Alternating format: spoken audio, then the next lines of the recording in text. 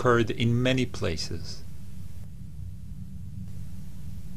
The villages of Hula, Salia, and Bassa were but a few to suffer such atrocities during 1948.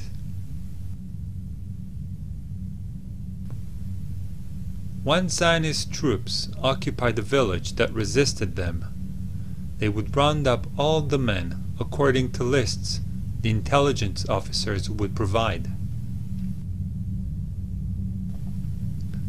On the whim of the local commander, they would either shoot them or march them away.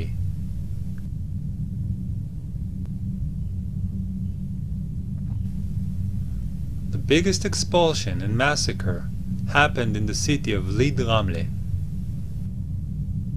50,000 people were expelled from the city in a single day.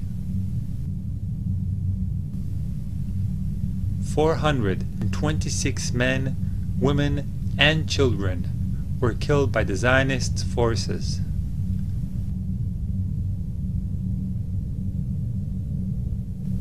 The general in charge of the occupation and expulsion of Lid Ramle was Yitzhak Rabin, who would later become Israel Prime Minister, serving 2 terms.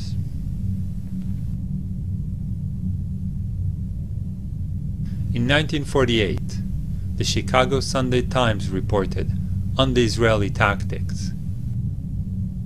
Practically everything in their way died. Riddled corpses lay by the side of the roads. The New York Herald Tribune wrote, "The corpses of Arab men, women, and even children strewn about in the wake of the ruthlessly brilliant charge."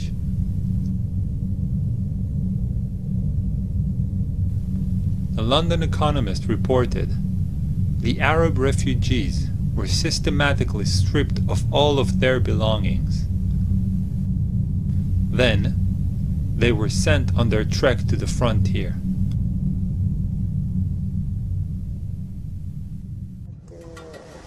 بدهم يطلعونا، صاروا يطخوا. نحن آخر إشي طلعنا على الأرض، قعدنا برا وشتاء بتشارين. تشارين شو شتاء عنا، شتاء ما بدناش نطلع، ما بدنا نطلع. اجوا الجيش صفونا، انا بحكي عن بيت اهلي يعني، صفونا كلياتنا هيك وبدهم يرجعون. صرخت لهم امي، قالت لكم دخلكم، نحن بنطلع بنقعد بالشتاء برا وما تقتلوش. فاتوا على البلد هاجموها اخر هجوم، لاقوا غير الختياريات، ما كانوش كم وحده. هسه متخبيات بالبلد محل هيك تبان، هذا بحطوا فيه تبن للبقر بخزنوا. هسه متخبي هو مع الختياريات، ولد عمره 16 سنة، ياسر علوطي اسمه، كانت دارهن هون عن حارة المنزول. هسه اطلعوا معهن مع النسوان، طلعوهن لما استهدوا عليهن، طلعوهن هن ماخذينه لغاد شوي طاخينه. كيف كانت البلد لما رجعتي؟ متذكري كانت فاضي؟ شو وهري، شو فاضي؟ عم بقول لك اول ما رجعت فتنا الطريق من هون ماشيين، وميلت على هذا البيت اشوف شو صار فيه. بعد القتلة في الارض والكلاب عم تاكل فيه، كان طفل بين ايديهم ياكلوا فيه. فاتت وراي مرت خالي، قلت لها بدك اطلعي شو هتشوفي، بتقدريش يا كثير الغلبة، قالت لي الا تفوتي اطلعي.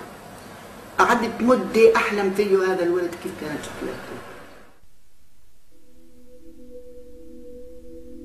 The Arab armies succeeded in occupying several remote Jewish settlements for a few days.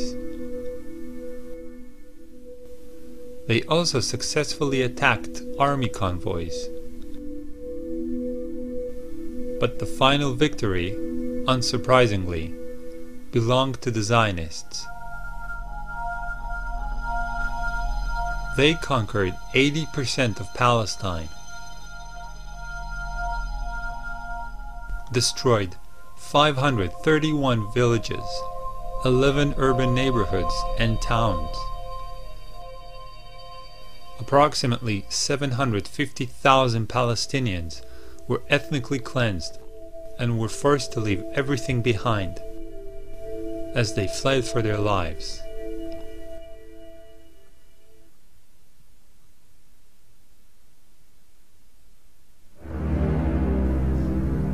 However, the ethnic cleansing didn't stop in 1948. It just shifted gear. In 1967, in the Six-Day War, Israel conquered what was left of Palestine, the West Bank and the Gaza Strip. Now, the remaining 20% of Palestine and all the Palestinians were under Zionist control. So it was really the whole spectrum of Zionist views from left to right were represented in the government that made the most important decision on the future of the West Bank and the Gaza Strip on the 19th of June 1967. And the decision was very clear. The decision was, there were actually three decisions taken at the time, and I don't think much, unfortunately, has changed. The first decision was that unlike 1948, the Israeli government cannot decide on the mass expulsion of the Palestinians from the West Bank and the Gaza Strip. It was for me, looking at that document, a reaffirmation, if I needed one, that the Israeli political elite was aware of the ethnic cleansing it committed in 1948. So in 1967 they said very loud and clear, we cannot do what we did in 1948. They say it very clearly in their documents. So they can't expel. Not that it prevented them from expelling hundreds of thousands of Palestinians from the West Bank in particular, but also from the Gaza Strip. But this was not similar to the ethnic cleansing of 1948 because it was not a systematic mass expulsion of the people from their country. It was expulsion of locations according to different strategic considerations of the Israeli army that wanted to downsize the number of Palestinians under Israeli control. So the first decision was not to continue the ethnic cleansing of Palestine in the same way that it was committed in 1948.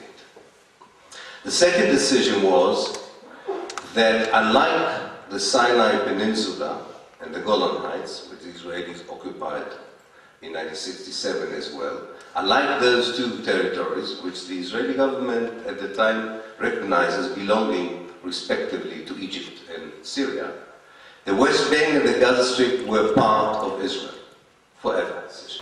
To keep the territories as part of Israel without expelling the people. And that, of course, led to the third decision. If you keep the territories and you don't expel the people, what do you do with the people? Do you turn them into Israeli citizens? Do you annex officially the territories to Israel? And the third decision was to create what, and this is my words, not their words, but to create a mega prison. To create an amazing human invention that only the Zionist ideology could produce. The idea that you can lock at the time 1.5 million, now double the number of 1.5 million, that you can lock them in a regime that is similar to the concept of a prison.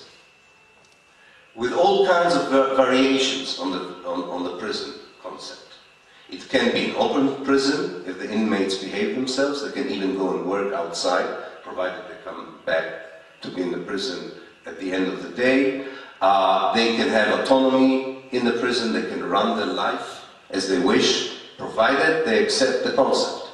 Should they resist, the Israeli government would move quickly into a high security prison with all the punitive measures that harsh wardens would take against inmates in such a situation. Under the army's protection, and with the government's aid, Israeli settlements were erected in the West Bank and Gaza Strip. Today, they cut through the Palestinian land and keep spreading. Some of them, like Ariel and Ma'ale Adumim, are already considered to be cities.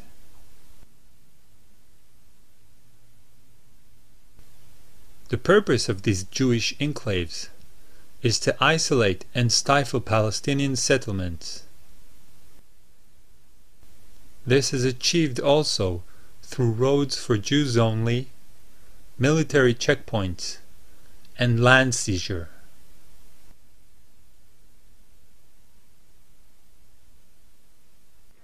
But we want a Palestinian state, the Bantustan, because we have to relieve ourselves of the Palestinian population, but it can't be a viable state.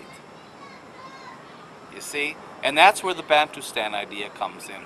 So there are 4 elements on the ground that have created that Bantustan. And if you look at a map, we even have maps that show almost exactly the borders of this emerging Bantustan. 1 are areas A and B. The areas that were reserved for Palestinians during Oslo, the Oslo peace process. And that locks the Palestinians into these islands already on about 42% of the West Bank. Then, in addition to creating the contours of this state by areas A and B, Israel has created massive settlement blocks. 7 settlement blocks, not just discrete individual settlements, but 7 blocks that are consolidated, that then divide those areas A and B into islands, create Israeli corridors in between, and those settlement blocks will then be annexed to Israel. So Israel will essentially occupy 90% of the country, and the Palestinians will get 10% of the country in little tiny islands. That's the idea. That's the second element. The third element is the infrastructure.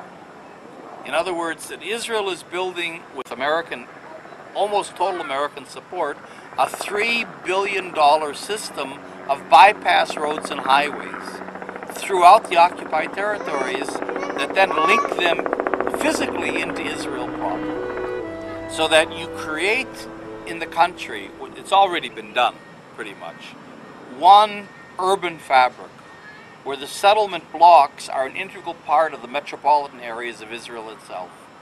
One highway grid in which the bypass roads and highways of the West Bank and Gaza are integrated into those of Israel. One electrical system, one water system. So you create a situation on the ground where it's impossible to detach meaningful territory from Israel for a Palestinian state. That's the third element. And the fourth element is the wall that's being built. The wall that's being built that Israel calls a fence, because in some parts it's a massive fence, but when it comes to Palestinian populated areas, it becomes a wall. It's a wall twice as high as the Berlin Wall. A 24-foot high concrete wall that physically creates actual prison conditions for entire Palestinian cities, like Tulkarm, Qalqilia, cities of 70, 80,000 people, that alienates hundreds of thousands of Palestinians from their land, from their water. It has tremendous impact. But what this wall does, the separation wall, is that it then sets these contours, these borders that have been set by the settlement blocks in areas A and B in concrete, so that it's a $2 billion system linked to a $3 billion highway system, linked to I don't know how many billions of dollars in the settlements, all designed to close the Palestinians into these little tiny islands.